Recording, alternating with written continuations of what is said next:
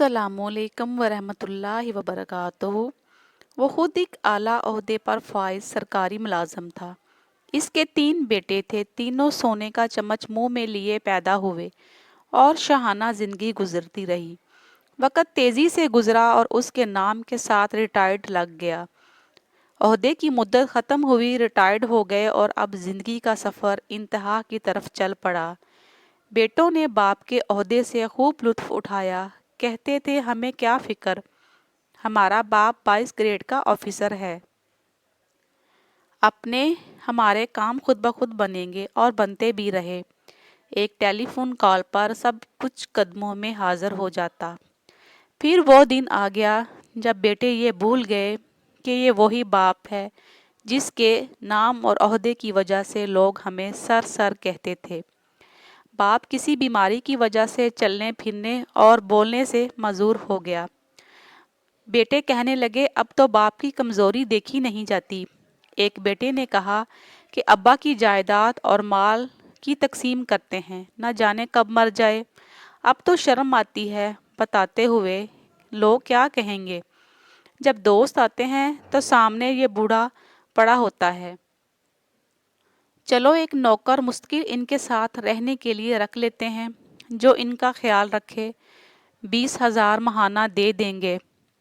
नौकर आ गया और इसी घर के एक कमरे में बाप को फर्श पर गद्दा लगा दिया गया। नौकर को कहा, इसका पूरा ख्याल रखना, हमें कोई शिकायत ना मिले। बेटों की शादियां हुई। एक ने गर्मियों की छुट्टियां गुजारने फ्रांस का प्रोग्राम बनाया, दूसरे ने लंदन और तीसरे ने पेरिस का। हर जगह अपना तारफ 22 ग्रेड के ऑफिसर के बेटे होने से शुरू करते। नौकर को ताकीद की कि हमारी 3 माह बाद वापसी होगी, तुम बाबा का पूरा ख्याल रखना, वक़्त पर खाना देना। जी अच्छा साहब जी। सब चले गए। बाप अकेला घर के कमरे में लेटा सांस लेता रहा। ना चल सकता था, ना खुद से कुछ मांग सकता था। नौकर घर को ताला लगाकर बाजार से ब्रेड लेने गया तो इसका एक्सीडेंट हो गया। लोगों ने इसे हॉस्पिटल पहुंचाया। वो कोमे से होश में ना आ सका। बेटों ने नौकर को सिर्फ बाप के कमरे की चाबी देकर बाकी सारे घर को ताले लगाकर चाबियां साथ ले गए थे।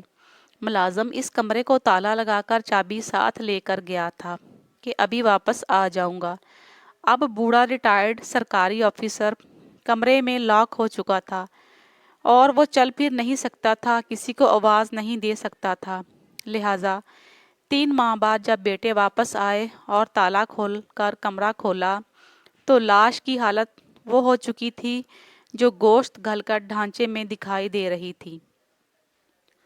मोहतरम ख़वातीन व हज़रात, इबरत का मकाम है ये वाक़या। हम किस तरह अपनी औलाद के लिए हलाल और हराम की परवाह किए बगैर इनके मुस्तकबिल संवारने के लिए तन मन धन खपाते हैं और ज़्यादा से ज़्यादा दौलत जायदादें बनाकर इनका मुस्तकबिल महफूज करने की कोशिश करते हैं और सोचते हैं कि ये औलाद कल बुढ़ापे में मेरी खिदमत करेगी।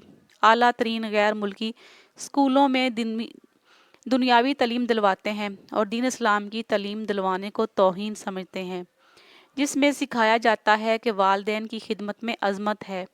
हर इंसान जो बोता है उसी का फल पाता है। हमें भी सोचने समझने की अशद ज़रूरत है जो कि हम अपनी औलाद को क्या तालीम दिलवा रहे हैं।